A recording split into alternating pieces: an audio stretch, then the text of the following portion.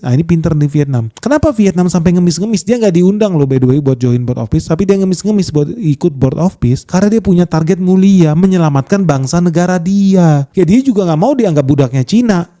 Tapi dia pengen berbisnis dengan Cina. Iya. Tapi dia pengen cuan dari Amerika. Iya. Demi rakyatnya Vietnam. Nggak ada hubungan kayaknya kepanjangan Vietnam sama Palestina. Kepanjangan kayaknya Vietnam sama Iran.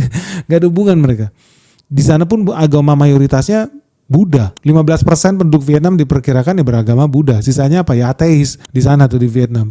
Nah, lu bisa bayangin sebetulnya nggak ada koneksi dia sama negara-negara Timur Tengah ini. Tapi kenapa dia ngebet banget pengen join BOP? Lu harus bertanya-tanya. Ngemis banget dan kayak pengen banget dia join BOP. Simple guys, karena dia membela kepentingan rakyatnya. Yaitu GDP Vietnam mereka mau bikin 10%. Ingat ya dari tahun lalu gue udah bilang ya Vietnam itu bakal mewujudkan cita-cita ekonomi Prabowo, ekonomi Indonesia tumbuh 8%. Akhirnya berhasil diwujudkan sama Vietnam di tahun 2025. GDP mereka naik ke 8%. Nah sekarang tahun 2026 tahu nggak targetnya naik lagi jadi 10%. Jadi nggak usah heran kalau Vietnam akan lakukan segala cara supaya mereka diterima, supaya mereka dapat investasi, supaya Apple buka pabrik di mereka. Apapun mereka lakukan supaya rakyatnya sejahtera dan kaya raya guys. Malah mereka yang meminta dirinya supaya bisa diterima di BOP. Kepentingannya apa? Gua yakin sih bukan buat menciptakan perdamaian di Timur Tengah.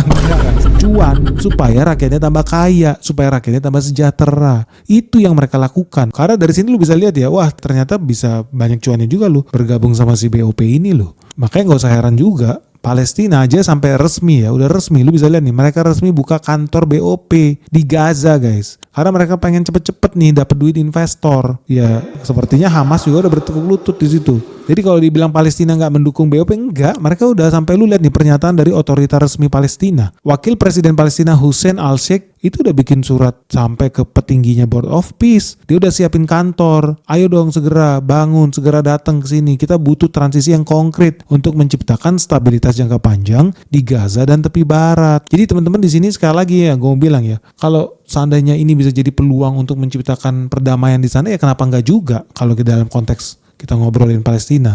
Karena kalau seandainya Indonesia keluar dari BOP, terus siapa yang mau menyuarakan si Palestina ini? Indonesia ngomong-ngomong sendiri gitu, ngomong sama tembok, kan juga enggak ya. Forumnya di mana?